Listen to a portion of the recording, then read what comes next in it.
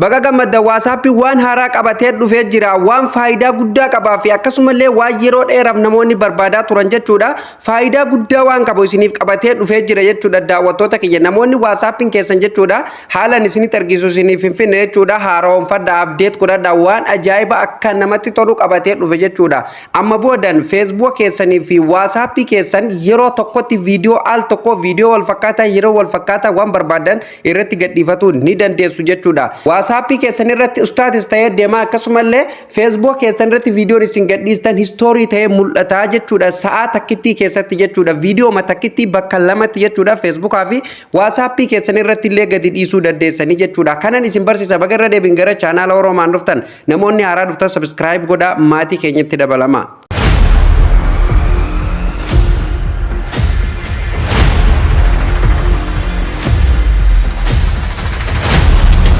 Daawwattoota keenya kabajamoo walitti deebinee jira akkuma reef mata duree irraa isiniif tuquuf yaala jechuudha. WhatsAppin waan importantii ta'e waan akka malee jechuudha nama gammachiisuuf hedduu isin barbaachisu isiniif qabatee dhufe jechuudha. Kanaafuu viidiyoo kan hanga dhumatti daawwadhaa jechuudha. Amma boodan yeroo kamiyyuu jechuudha Facebook keessanii fi WhatsApp keessan irratti viidiyoo gosa wal fakkaataa gosa tokko sa'a tokko fakkeenyaaf yeroo viidiyoo tokko history gootan al tokkotti bakka lamatti isiniif tamsa jechuudha. WhatsApp status keessanii fi Facebook story keessan irratti kallattiin viidiyoon keessa mul'ata jechuudha. Kanaafuu isin argise jechuudha. WhatsApp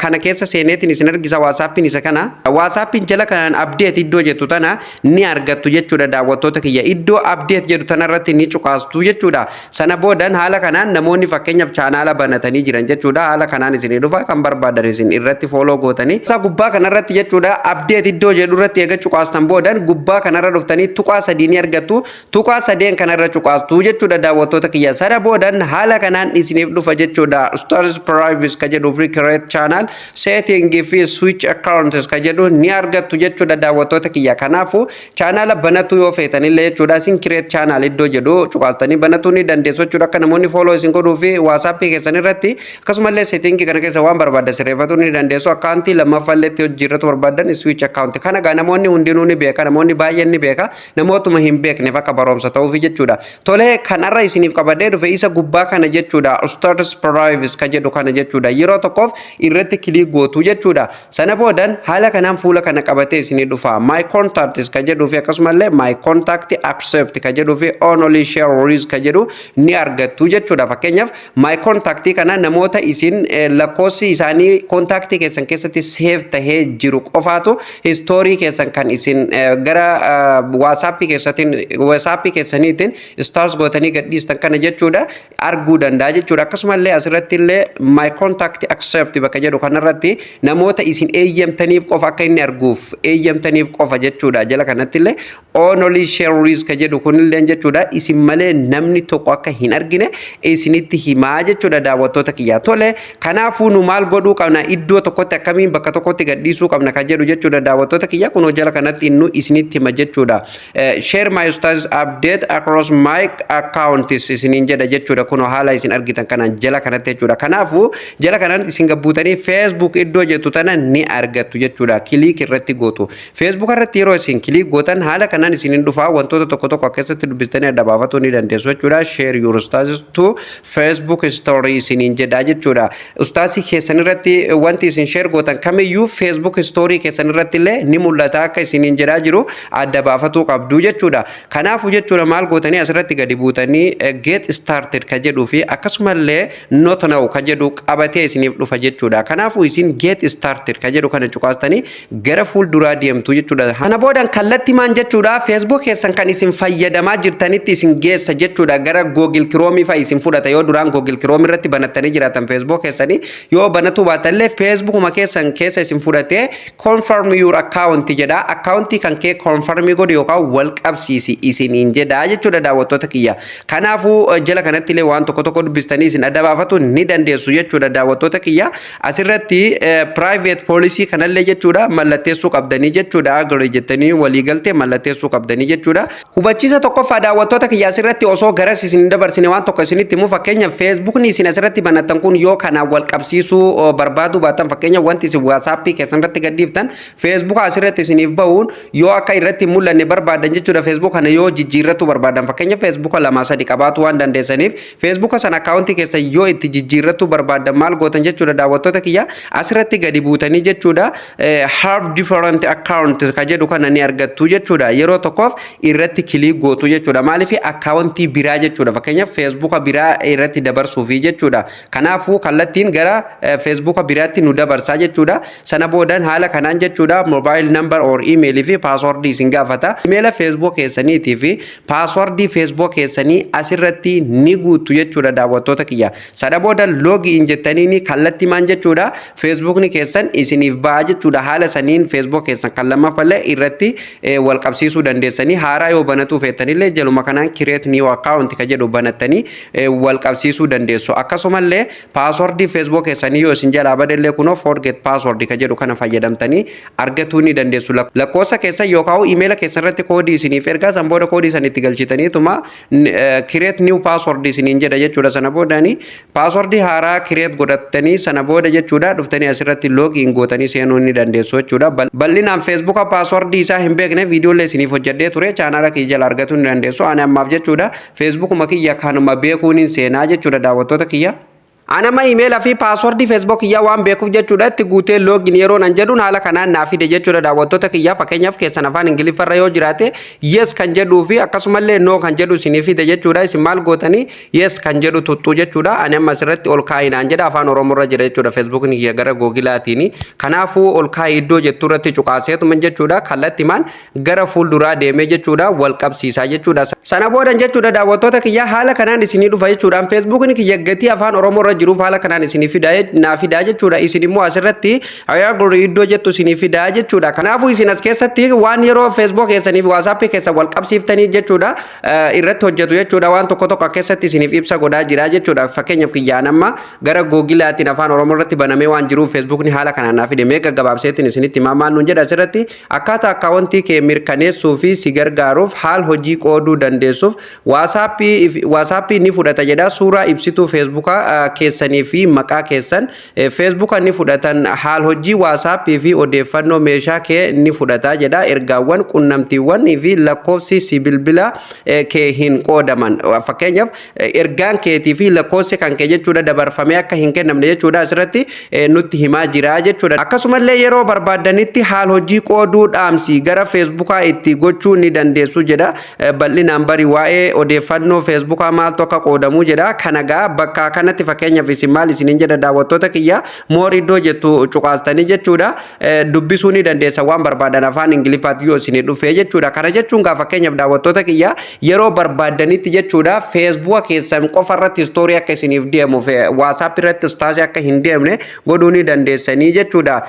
akka inni asirratti nutti himaa jirutti jechuudha daawwattoota kiyya kunoo asirratti dubbistanii dabaafatuu ni dandeessanii yeroo barbaadanitti haal hojii qooduu dhaamsi jedha jechuudha gara Facebook itti gochuu dandeessu jedha kanaafuu Facebook ofarratti story godhuu ni dandeessu jechuudha fakkeenyaaf yeroo nu Facebook irratti story godhannu WhatsApp keenya irratti illee namni nu arga jettanii yoo kan sodaatan ta'e nama gara WhatsApp itti sodaatan yoo jiraate jechuudha gara Facebook ofarratti story godhachuu ni dandeessu so amma dhuma irratti gadi buutanii maal gootan waliigaltee ni mallatteessitu jechuudha asirratti waliigalii isiniin jedha jechuudha daawwattoota kiyya akkasuma keessan ingiliffarra yoo jiraate ayyaagurri isiniin jedha kanaaf amma waliigaltee nan mallatteessa jechuudha daawwattoota kiyya sana booda kallattii maan jechuudha achi keessaa isin baasee jechuudha asitti isin deebisaa jechuudha daawwattoota kiyya kunu amma asirratti maqaan Facebook kiyyallee naaf bahee jira jechuudha jala kanatti jechuudha haala isin argitan kanaan Hussein Hassan kan jedhu jala kanatti naaf bahee jira jechuudha kanaafuu maal gootanii yeroo tokkoof irrumatti cuqaastu jechuudha amma reefu tan yeroo nu irratti cuqaasnu kallattii gara Facebook wal qabsiisutti nu dabarse jechuudha Facebook kan jedhu irratti yeroo nu cuqaasnu jechuudha amma immoo haala kanaan nu fida jechuudha daawwattoota kiyya always share to Facebook story nuun jedha jechuudha asirratti kun dubbistanii adda baafatuu ni dandeessu jechuudha daawwattoota kiyya ustaazis will automatically be shared to the correct audience you selected on Facebook nuun jedha jechuudha daawwattoota kee fakkeenyaaf yeroo isin ustaazii kana asirratti karaa WhatsApp irratti gadi dhiistan jechuudha automatically Facebook history irratti leefuma isaatiin share ta'ee banamaa argamaa jechuudha daawwattoota kiyya hordoftoota keessan biratti so maal godhuu qabdan jechuudha sanduuqa fuuldura jirtu kana banuu qabdan jechuudha kan fuulduratti argamtu tana haala kanaan cufaa isinii dhuftemi ni bantu jechuudha haala kanaan yoo barbaadan adda kutuu ni dandeessan jechuudha kuno asirratti haala isin argitan kanaan jechuudha fakkeenyaaf karreefun tanaan gamasitti isiniif dubbisee isinitti himesan jechuudha Facebook qofarratti akka story isiniif deemu yoo barbaadan jechuudha asirra dhuftaniituma adda kutuu dandeessan akka Facebook irratti yookaan kan isin WhatsApp irra gadhiiftan akka Facebook irra hin danne akkasumallee kan isin gara Facebookatiin gadhiiftan akka asirratti hin mul'anneef kuno asirratti dhuftaniituma jechuudha maal gootanii display status share to Facebook kan jedhu kana cuqaastanii display gootu jechuudha akkasumallee sanduuqa kana ni cuftu jechuudha sana boodan jechuudha kallatti maan jechuudha daawwattoota kiyyaa Facebook irraa gara WhatsApp qofatti isiniif deebi'a akkasumallee WhatsApp irraa gara Facebook qofarratti story ta'ee mul'atu qofaa jechuudha haala kana sanduuqa kana bantanii eega xumurtanii maal gootanii of duuba deebitu jechuudha fakkii yoo barbaadan chaatis ka jedhu irratti illee yoo deebitan akkasumallee update ka jedhu irratti illee yoo deebitan rakkoo hin qabu update ma kan jedhu irratti deebitu jechuudha fakkeenya Facebook fi WhatsApp keessan irratti illee iddoo tokkotti waa gadhiisuuf jechuudha updates bakka jedhu irratti yeroo isin cuqaastan gubbaa kana irratti my status jettu isiniif baa jechuudha kanaafuu irratti cuqaastu jechuudha asirratti yeroo isin cuqaastan kallatti maan gaalaarii keessan keessa isin galcha jechuudha daawwattoota kiyya gaalaarii keessan keessa yeroo isin galcha jechuudha as keessa waan barbaadan fakkeenya fudhatanii history ni godhattu jechuudha yeroo isin history godhattan jechuudha daawwattoota kiyya kallatti maan namoota hunda biratti jechuudha al tokkotti mul'ata jechuudha gara WhatsApp TV akkasumallee gara Facebook keessan kan wal qabsiiftanirreen al tokkotti nama hunda biratti story ta'ee mul'ata jechuudha fakkeenya Facebook keessan irratti story ta'ee mul'ata jechuudha WhatsApp keessan irratti illee akkuma Facebook irratti story sanitti ustaas ta'ee mul'ata jechuudha fakkeenya mi'a nama isuma kana jechuudha story godhuu yoo barbaade irratti cuqaasa sana boodan haala kanaan naa dhufaa yoo suura irratti dabalatu barbaada yookaan waan adda addaa dabalatu barbaadan jala kanaan kuno add exception ka jedhu kana cuqaastanii jechuudha waan barbaadan itti dabaluu ni dandeessu akkasumallee jechuudha hundo innu asirratti innu isinitti himaa jira jechuudha daawwattoota kiyyaa Facebook fi WhatsApp irratti iddoo tokkotti akka darbuuf deemu Facebook irratti story WhatsApp irratti ustaas ta'e akka darbuuf deemu asitti isinitti himaa jira jechuudha kanaafuu isin maal gootan itti dabaluu waan hin barbaadiniif isin waan barbaadan itti dabaluu dandeessan barreeffama adda addaa gubbaa kanalleen irratti dabaluu ni dandeessan yoo dogongortan idiitii iddoo jettu cuqaastanii sirreeffatuu ni dandeessu am fuul duratti amma ishee tana cuqaaseetuma seendi godhaa jechuudha sana booda kunoo amma kallatti maan jechuudha seendi ta'ee jira Facebook kiyyarratti story ta'ee mul'ata WhatsApp kiyyarratti haala kanaan kunoo status ta'ee mul'ata jechuudha daawwattoota kiyya kunoo jala kanatti innu nutti himaa jira jechuudha daawwattoota kiyya Facebook irratti akka history ta'ee mul'atu jechuudha kanaafuu haala kanaan jechuudha daawwattoota kiyya kun egaa waan baay'ee bu'a qabeessa akka bu'a qabeessa ta'e jechuudha daawwattoota kiyya kanaafuu yeroo keessan osoo hin fudhatin waan Facebook irratti gadhiisuu barbaadan WhatsApp irratti deemtanii post godhuun isin hin barbaachisu amma guutummaan guututu Facebook fi history irratti illee jechuudha sa'a wal fakkaataa fi viidiyoo wal fakkaataa jechuudha gadhiifnee jirra jechuudha namoonni WhatsApp keenya qaban kamiyyuu jechuudha haala kanaan itti mul'atu jechuudha akkasumallee Facebook story keenya irratti illee kallattiin nama sanitti dhaqee mul'achuu danda'a jechuudha daawwattoota kiyya haala kanaan jechuudha Facebook keessanii fi WhatsApp keessan walitti hidhatu ni dandeessu jechuudha egaan daawwattoota kiyya kabajamoo barnoonni irra isiniif qabadee dhufellee jalqabaa kaafnee kanaan gammatti waliin ilaalaa turre kana akkasinitti toluu fi akka warraa barattan illee abdii guutuun qaba maarree isinillee viidiyoo kana ilaaltanii eega xumurtanii chaanaala Oromaaniif namoonni haaraa taatan please subscribe godhaatii maatii keenyatti dabalamaan isinin jedha daawwattoota kiyya akkasumallee viidiyoon nu gadhiifnu guyyaa guyyaan ofii isaatiin akka isin dhaqqabuuf mallattoo notification irra keessanii hordofuu hin dagatinaa viidiyoon keenya isin gammachiise please like tuqaan isinin jedha bakka isiniif hin galin yaada keessan komentii jalatti naaf barreessaa barnoota dabalataatii fi akkasumallee yaada dabalataa namoonni qabaattan immoo gara telegiraama keenyaatiin jechuudha keessaafuu barnoota cryptocurrencytiin kan wal qabatu kamiyyuu jechuudha gara telegiraama keenyaatiin ni argatu telegiraamni keenya linkin isaa profaayiluma chaanaala Oromaanii jala jira irratti cuqaasatii kallattiin telegiraama keenya irratti nuqunnamuu hin dagatinaan isinin jedha daawwattoota kiyya barnoota adda addaa achirratti illee isiniif dabarsaatiin jira waan ta'eef barnoonni irraaf qabadde asumarratti kan goolabamuu ta'a barnoota itti aanu nama walitti deebinutti turtii gaarii qabaadha.